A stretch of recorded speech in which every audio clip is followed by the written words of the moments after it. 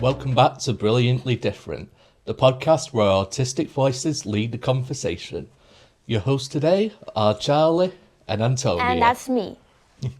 And today, we're joined by the founder of Sendsational Soccer, a football club created for children with special educational needs.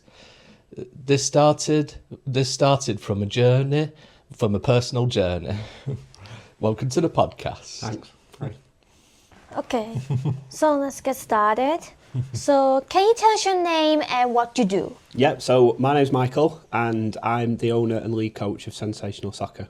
Oh, that's great to hear. Okay, so can you tell us what the led you start the Sendsational Soccer?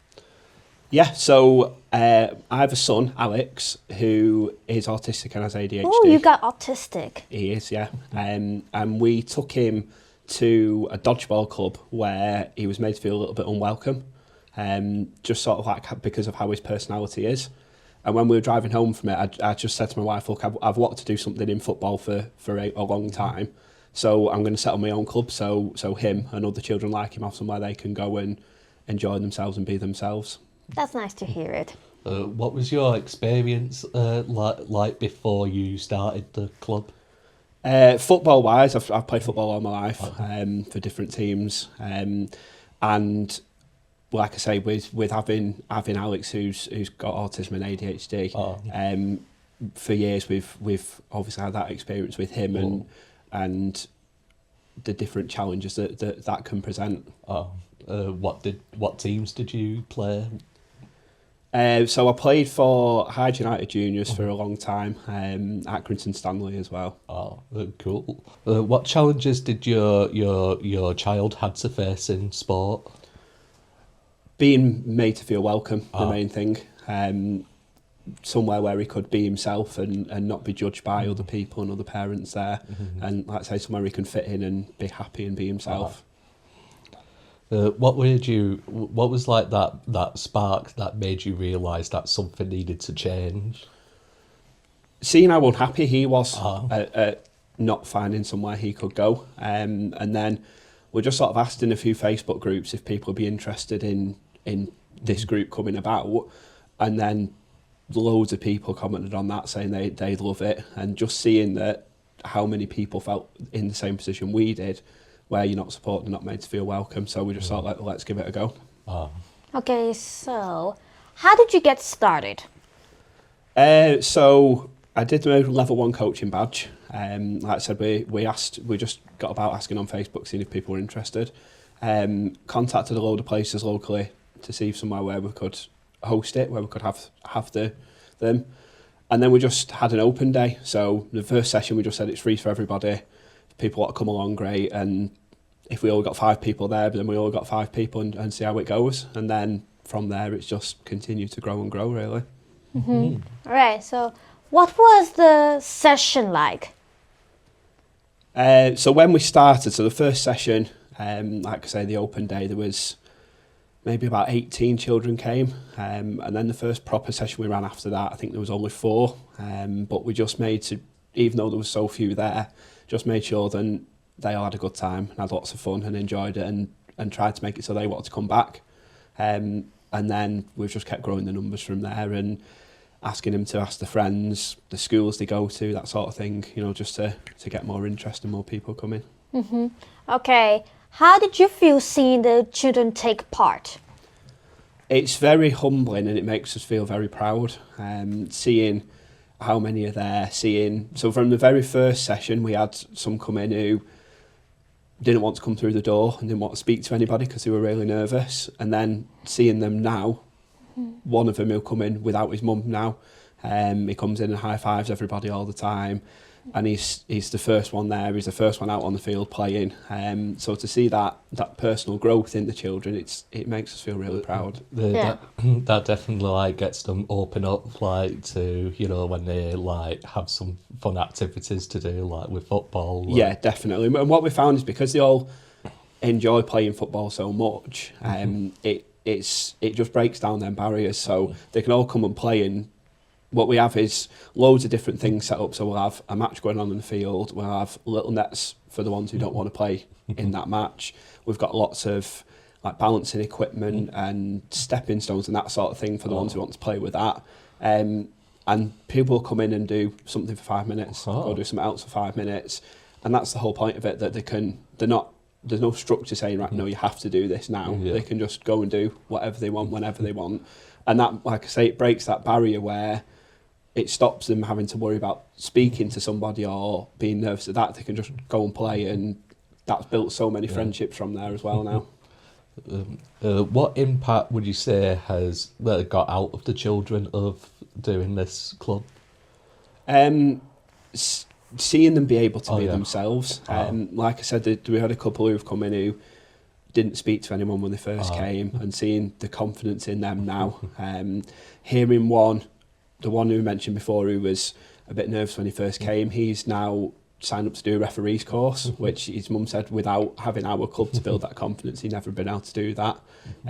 We've got another one who is now playing for a proper team, who won a cup final last week, and his mum said without coming to our club first, where he could build that confidence, be himself, he wouldn't have probably been in a position to join a normal team. So just seeing the development in them and seeing how happy they are, really, they're constantly all smiling, and that's such a big thing for us. And the fact, like you said, he won thingy, that's a great achievement. Woohoo! Definitely, yeah, we were really proud of him. And what would you say? What are like challenges when it comes to young children when they have like learning difficulties in sports, like the challenges they may face when? A big thing for us is having the sessions done in a way that they're constantly being able to have the ball. So one of the things I'd see is at some sort of grassroots clubs, they're waiting around in lines to do something, and they struggle with that, staying in a queue waiting. So that's a big thing, and then that leads to them maybe leaving teams and not having somewhere to be. So I think the main thing is an understanding from people who are running clubs and coaches, that everyone learns in a different way, and the sessions need to be structured in a way that everyone can be involved and nobody feels like they're being left out. That's good. What does it mean for families and carers who take like their...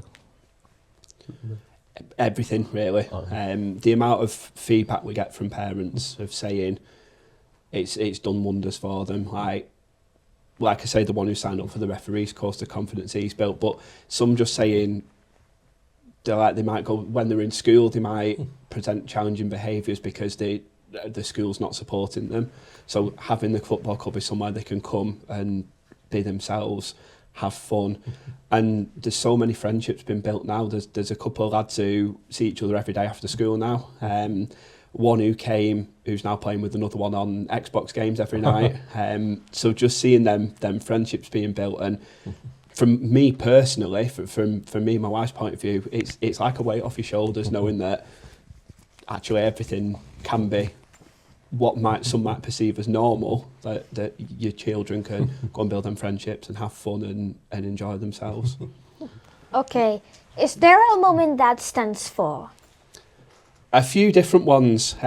So last season we were lucky enough to be invited to go and watch a City match. So we got given 20 tickets to go to a match and managed to take 14 of the children, some of them to the first ever match. So that was a really big thing. We got them all their own kit, so it felt like a proper club, so they could all fit in. So the day we give the kit out to them all, and seeing the impact of the happiness of them of having that. And a few weeks ago I had a couple of lads come down to a session who play semi-professionally for Northwich Victoria. So seeing the kids, how they reacted to them, having some people who actually get paid to play football, and seeing how happy they were at being able to learn from them. But overall, really, the biggest thing is just the smiles we see on the faces every week, and the happiness we see. What makes you proud? How the children are, the hearing from them, what they've done through the weeks, that sort of thing. So we've got a WhatsApp group with all the parents in as well. So it's like a nice little community. They all support each other.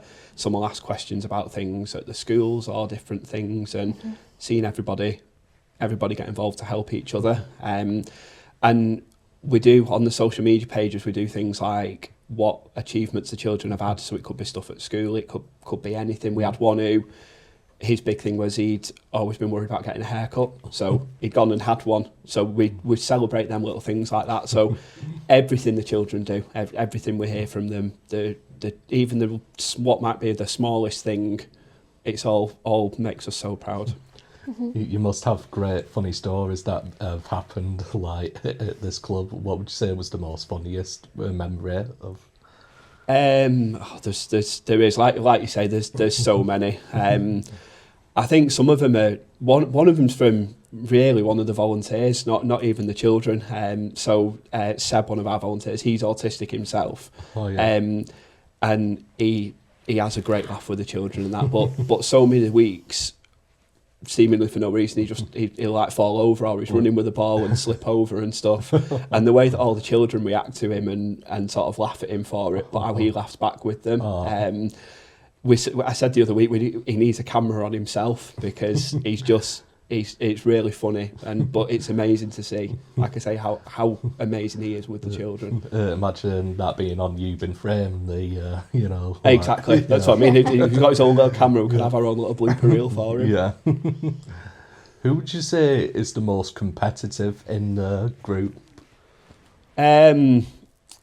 So the one who was said before about winning the cup final. Oh, so yeah. we do it in 2 sessions. So we have an under 10 session and an over 10 session, and he's only 7 and he's really small, but you wouldn't know it in how he plays. He'll go and tackle kids twice his size, and he wants to, when we're playing, he'd be like, wants to take every throw in, every free kick, every corner, and he's really wants to win.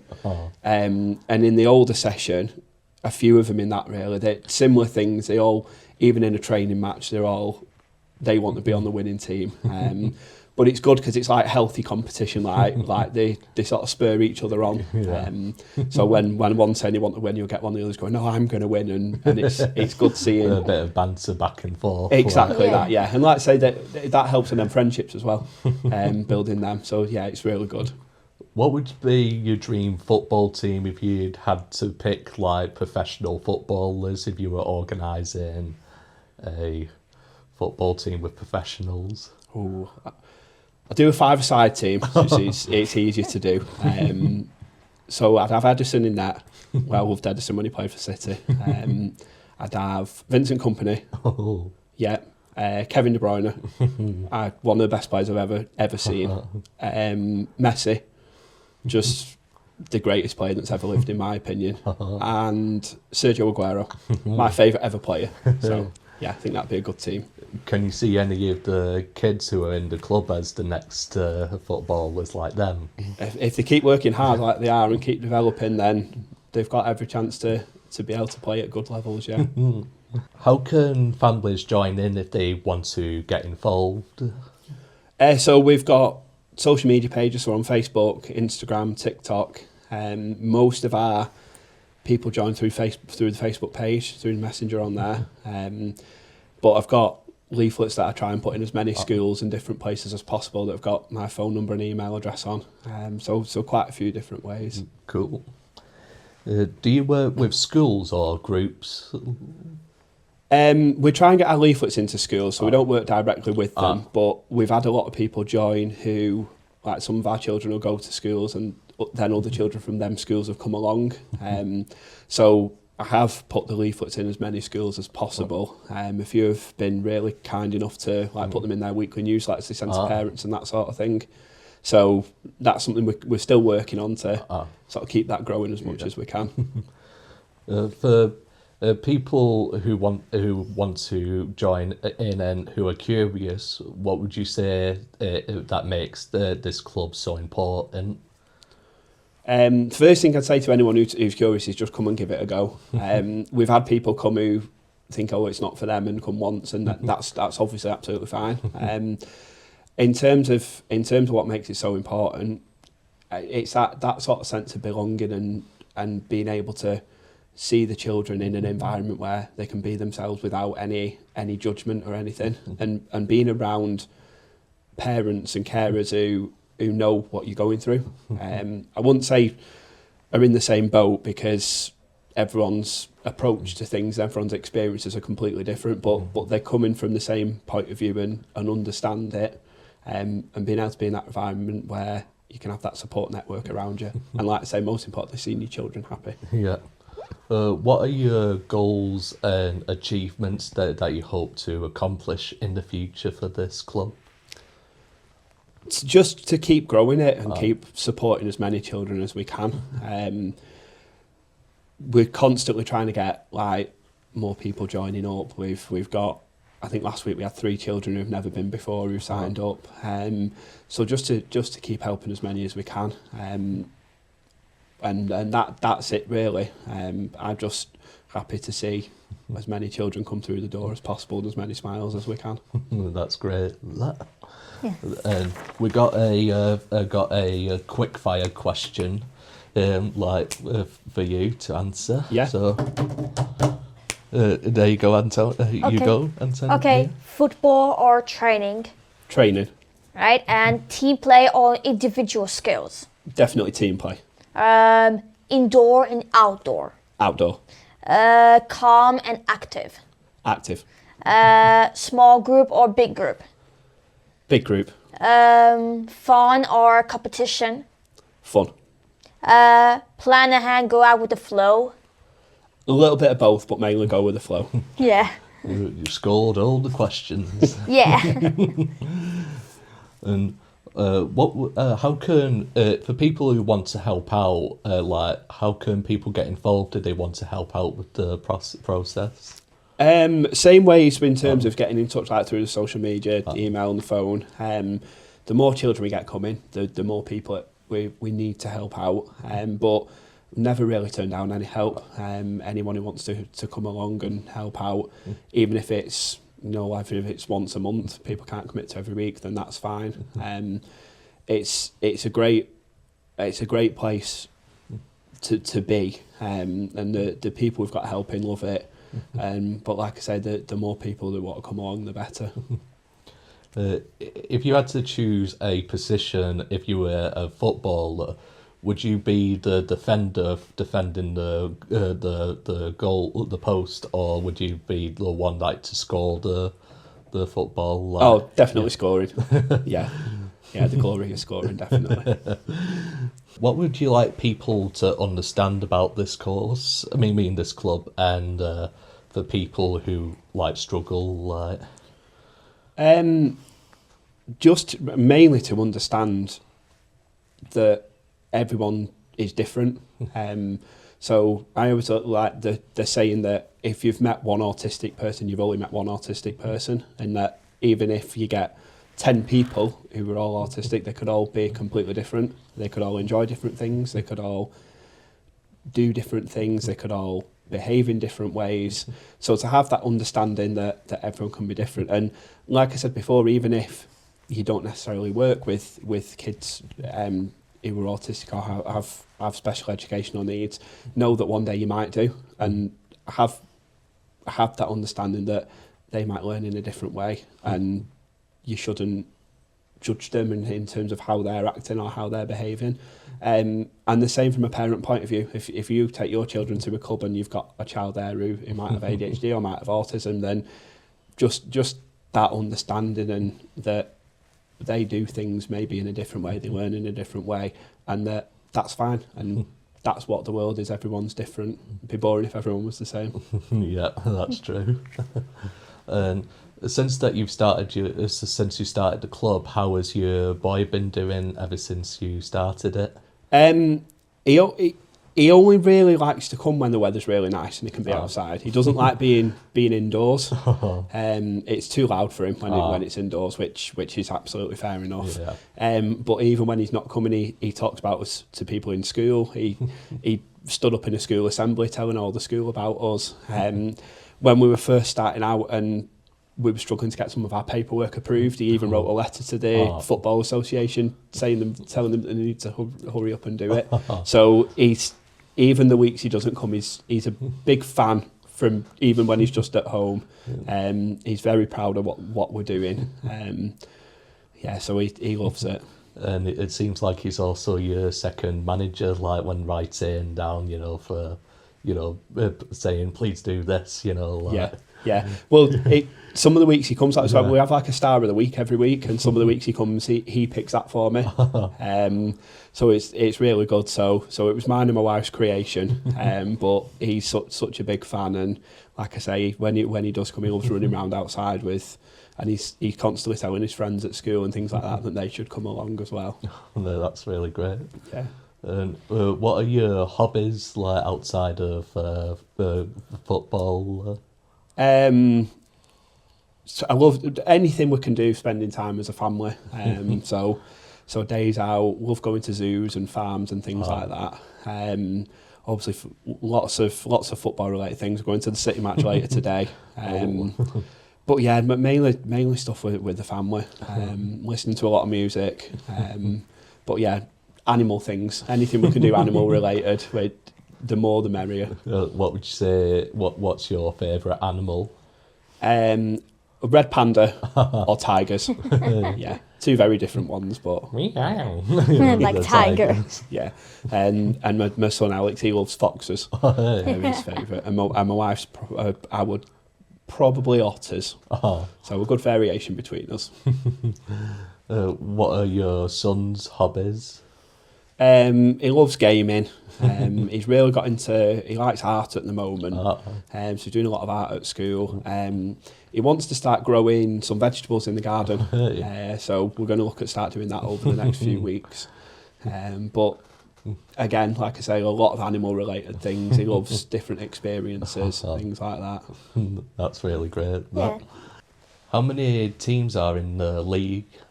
So we don't actually play in a league, just because a lot of the children don't like the sort of structure of being in a league, and they like to be able to, if they don't want to come 1 week, they don't have to, and have that flexibility. What we do though is probably once a month go and play some matches at City's Academy training ground.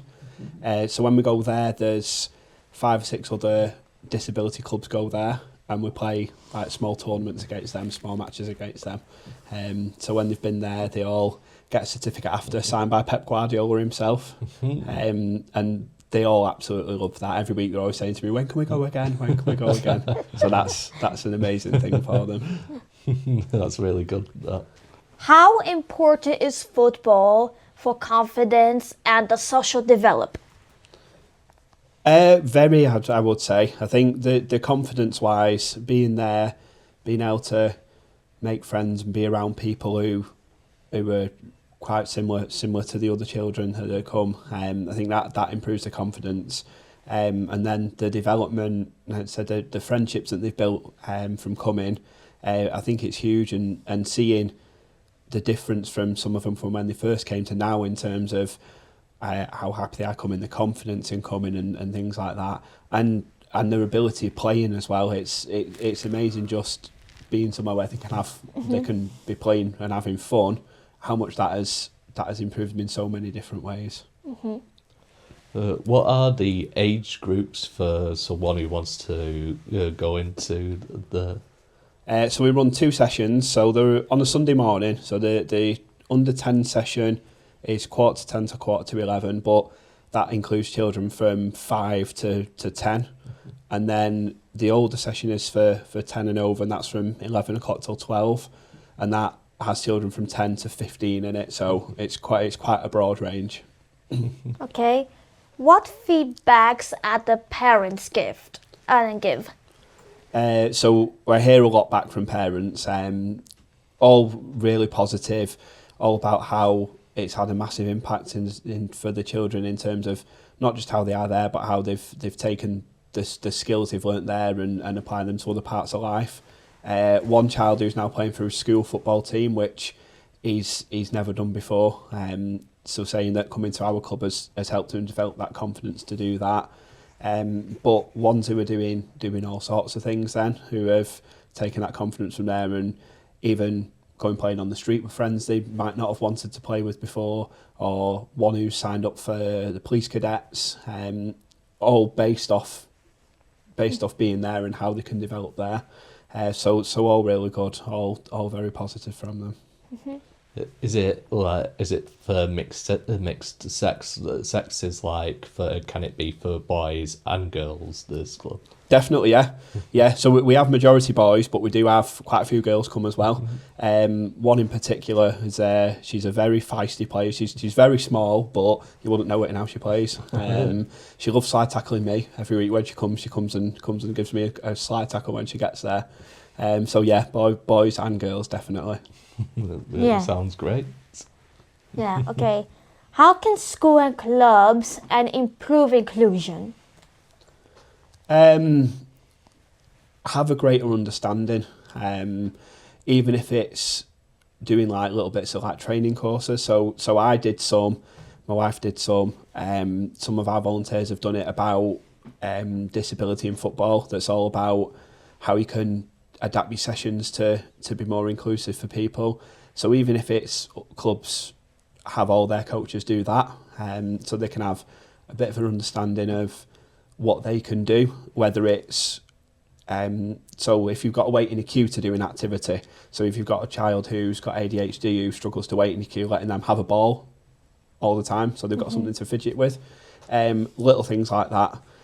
Schools, I actually work in a school that has a lot of SEN children in there, and there's so many things schools could do differently, like different trainings, having different parts of timetables where you could have a child who's needs like a movement break, letting them go outside and have a walk for 5 minutes, do different sensory activities, knowing that you need to be adaptable to each child, and that what might work for one child doesn't work for another, and having different methods to work for different ones. But it all comes back to that understanding, that understanding that everyone's different and everyone learns in different ways, does things in different ways, and that you need to adapt to them. They don't need to adapt to the world. The sort of normal world needs to adapt to the child to help them, rather than the child trying to change who they are to fit the normal world. That's great. Yeah. Thank you for joining us and telling us about. No problem. Thanks for having me on. It's been an honour to have you here and tell us the story and how an massive impact it's got for the kids who are struggling with ADHD. And thanks for listening to Brilliantly Different. Today we heard the story behind Sensational Soccer. Please share this episode. Details are in the description. Stay brilliantly different. Bye.